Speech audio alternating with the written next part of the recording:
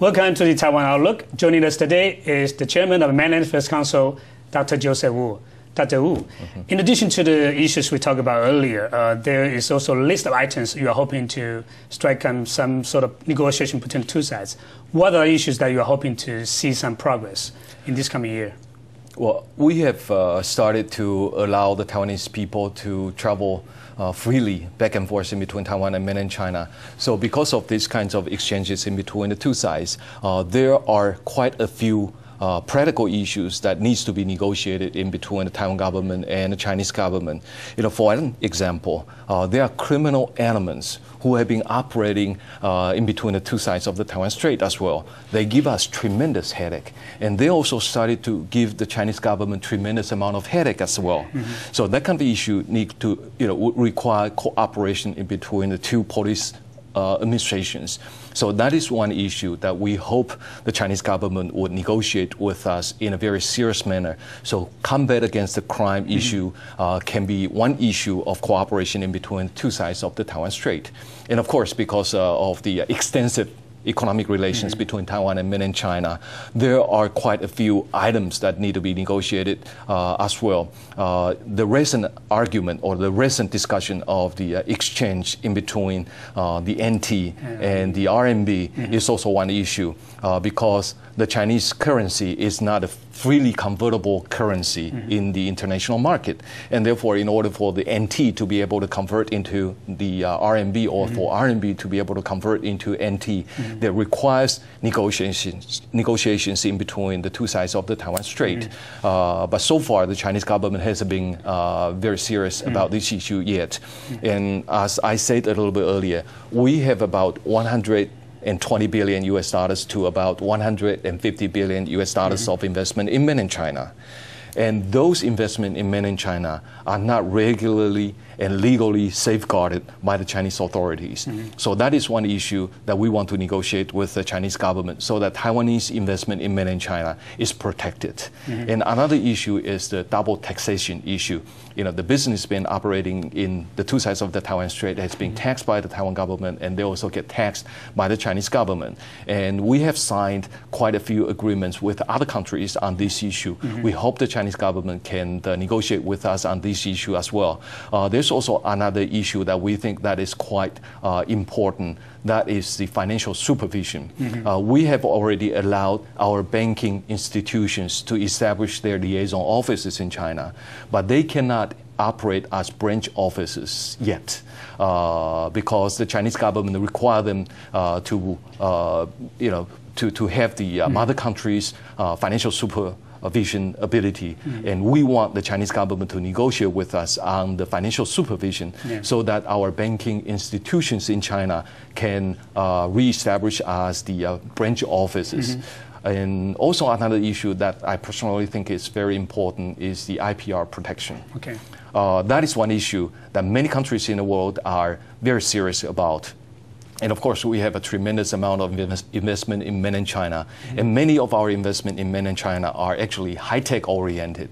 And therefore, IPR protection is very important for us to safeguard our core technology from flowing to the Chinese side without full cooperation with the Chinese government. So we want the Chinese government to negotiate with us on these issues as well. So if you put all these issues together, I'm sure you can easily come up with 10 or 15 issues that we require the two sides to negotiate with each other in a very serious manner. I have said these kinds of issues repeatedly, but unfortunately, the Chinese government hasn't been very serious about them yet. But as you say, these issues require bilateral negotiation between the two sides. How about other issues that requires no bilateral negotiation? It only requires unilateral action on the part of Taiwan.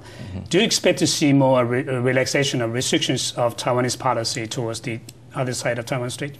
We have recently announced several packages of policies in dealing with China, especially on the economic side or on the regulations to allow the Chinese to come to Taiwan or to expand the military links.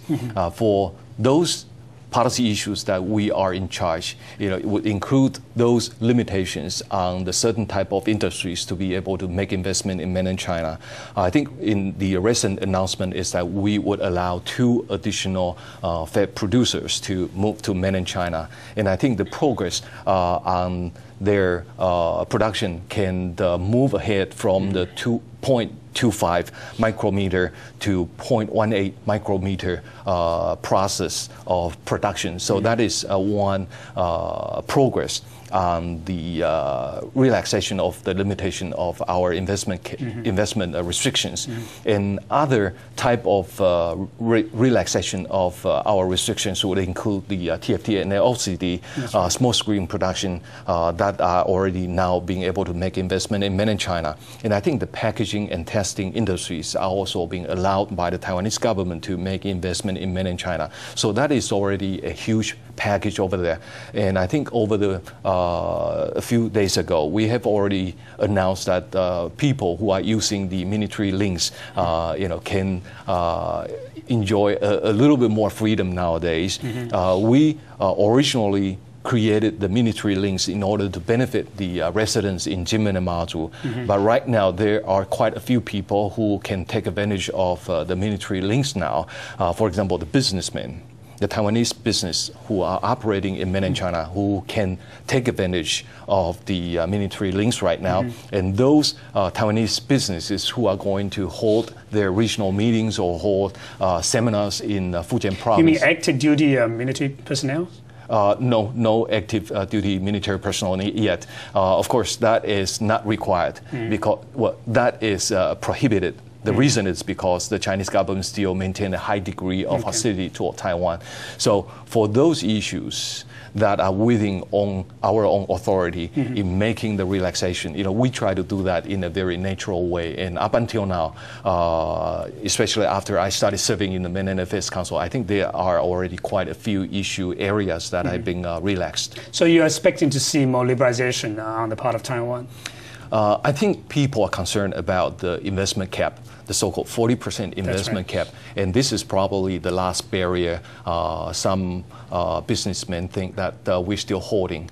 But if we flash back to the July Special Economic Conference, that is one issue that has been hotly debated in the conference. And we could not come up with any kind of common opinion or any consensus. And because there's no consensus, and therefore the government, as we said before the Special Economic Conference, that we will follow those common agreements or the common opinion, since there's no common opinion. So we cannot just started to open up the 40% investment cap.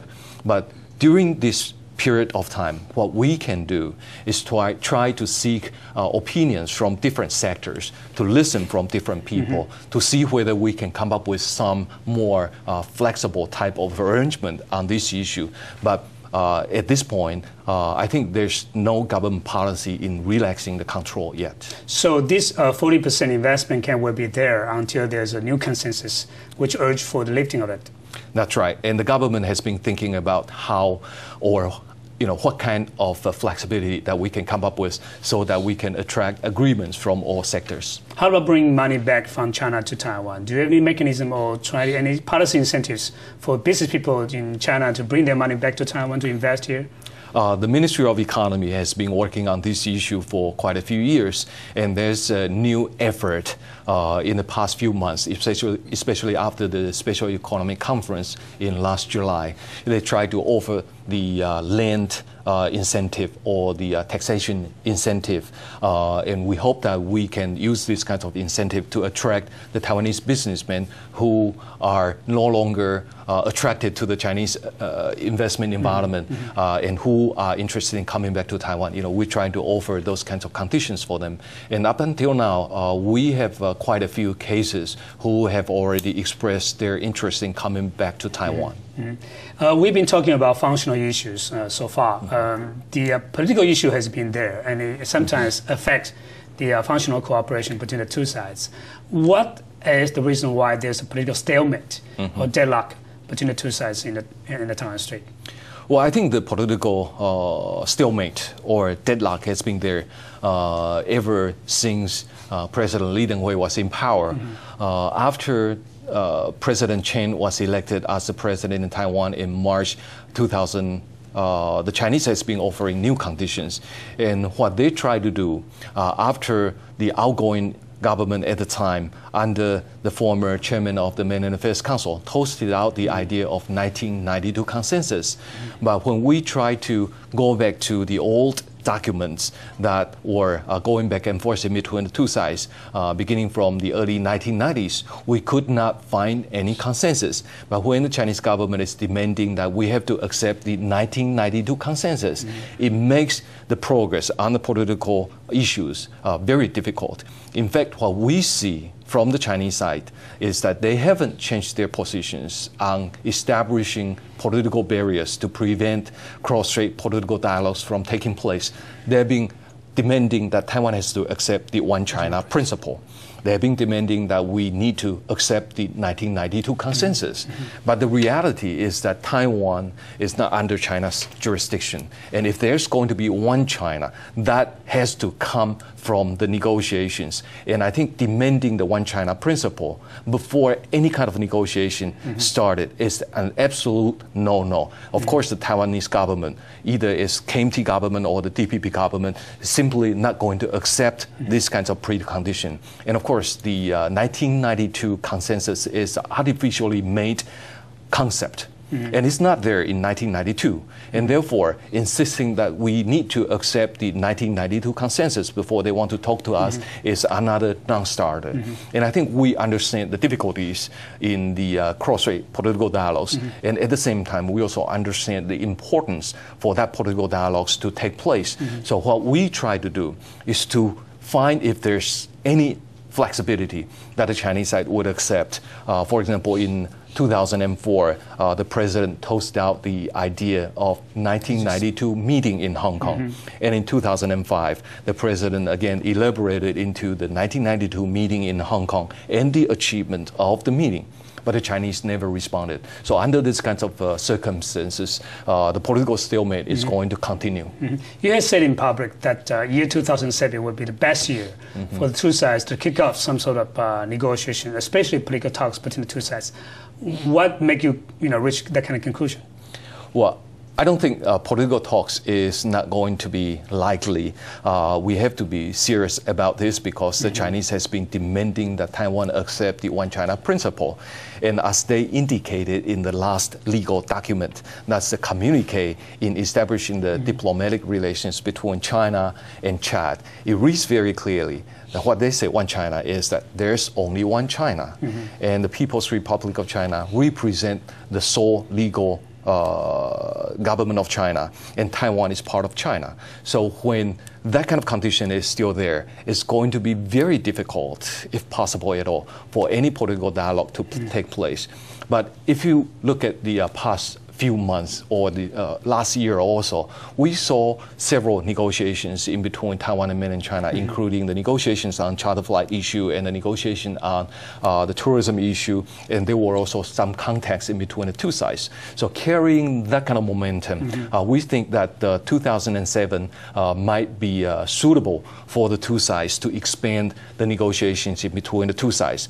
But I think that kind of momentum is only going to carry until the middle of next year, because after the middle of next year, we're going to be heated up over the election again, whether it's for the legislative election or the presidential election. I think the Chinese side will get hesitant again. So we will take the opportunity of the first half year of this year to try and work out the some agreements with China. Finally and briefly, could you tell us, are you pessimistic or optimistic about this cross-strait relation in this coming year?